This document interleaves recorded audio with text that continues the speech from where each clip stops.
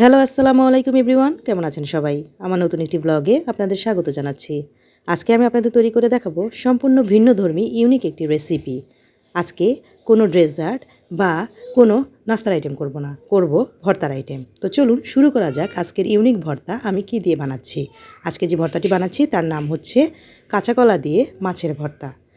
আশা করি রেসিপিটি আপনাদের ভালো লাগবে এবং রেসিপিটি দেখতে যেমন আকর্ষণীয়, খেতেও কিন্তু দারুণ মজা হয়। গরম ভাতের সাথে একদম জমে যায় এই রেসিপি। তো চলুন শুরু করা যাক আজকের রেসিপি।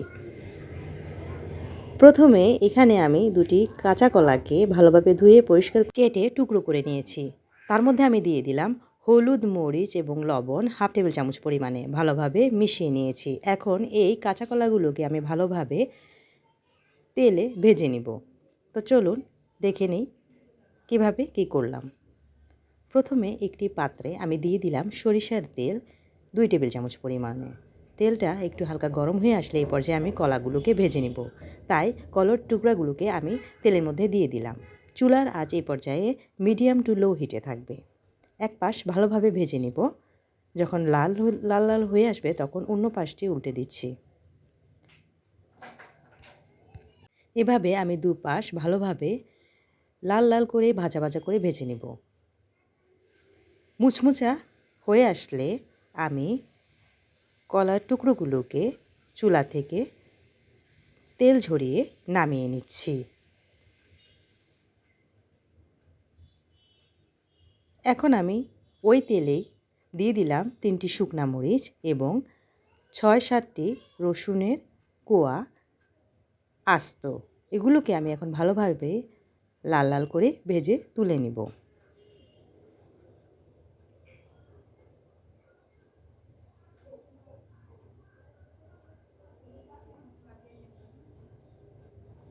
মাঝে মাঝে নেড়ে চেড়ে দেব। ভাজা হয়ে গেলে এ পর্যায়ে আমি এগুলোকেও তেল ঝরিয়ে তুলে নিচ্ছি। এখন আমি ওই তেলেই দিয়ে দিলাম পেঁয়াজ কুচি 1/2 কাপ পরিমাণে। পেঁয়াজগুলোকে এখন আমি আগের ওগুলোর মতোই নেড়ে চেড়ে ভেজে নিব। একটু লাল করেই ভেজে তুলে নিব।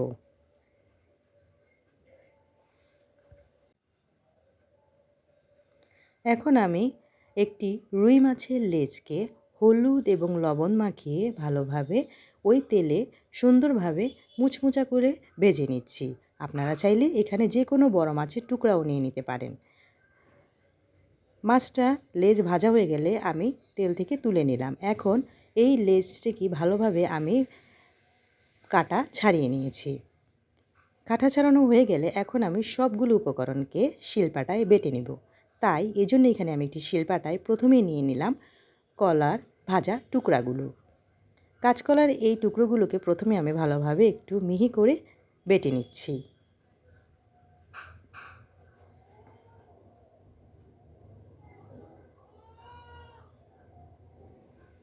ভর্তার আইটেমগুলো সাধারণত শিলপাটায় বেটে তৈরি করলে এটার টেস্টটা অনেক মজার এবং সুস্বাদু হয়ে থাকে। আপনারা চাইলে এই পর্যায়ে গ্রাইন্ডারও গ্রাইন্ড করে নিতে পারেন। সেম প্রসেসিংয়েই সবগুলো দিয়ে গ্রাইন্ড করে নেবেন, টেস্টের কোনো হেরফের হবে না। কাঁচা কলাগুলোকে ভালোভাবে বেটে নেওয়া হয়ে গেলে এই পর্যায়ে আমি দিয়ে দিব শুকনা মরিচ, পেঁয়াজ ভাজা এবং রসুন কোয়া এবং সাথে দিয়ে দিচ্ছি 1 টেবিল চামচ পরিমাণ বা স্বাদ অনুযায়ী লবণ। সবগুলো উপকরণকে এখন আমি আবারও ভালোভাবে বেটে নিচ্ছি।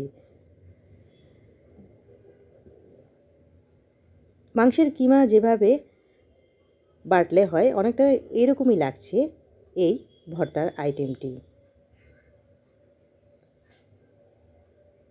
পেশা হয়ে গেলে এই পর্যায়ে ভালোভাবে মেখে তুলে নিব এবং যে তেলে আমি ভেজেছিলাম সে তেলটাও এই পর্যায়ে চাইলে আপনারা মিশিয়ে নিতে পারেন, তাহলে স্বাদ আরও দ্বিগুণ হবে। বেটে নেওয়ার পর আমি ছোট ছোট গোল শেপ করে নিলাম। দেখতে পাচ্ছেন কতটা সুন্দর, ইউনিক এবং আকর্ষণীয় হয়েছে। খেতেও কিন্তু দারুণ হয়েছে। তো কেমন লাগলো আমার আজকের রেসিপি? আশা করি আমার রেসিপিটি আপনাদের আজকে ভালো লেগেছে। ভালো লাগলে আমার চ্যানেলটিকে সাবস্ক্রাইব করবেন, লাইক, কমেন্ট, শেয়ার দিতে ভুলবেন না। পরবর্তীতে হাজির হব এরকম আরও নতুন ভিন্নধর্মী ইউনিক কোনো রেসিপি নিয়ে। আশা করছি আপনাদের আমার সব রেসিপিগুলোই ভালো লাগছে। গরম ভাতের সাথে এই রেসিপি খেতে কিন্তু দারুণ লাগে। আজকের মতো বিদায় নিচ্ছি। ভালো থাকবেন সবাই। আল্লাহ হাফেজ।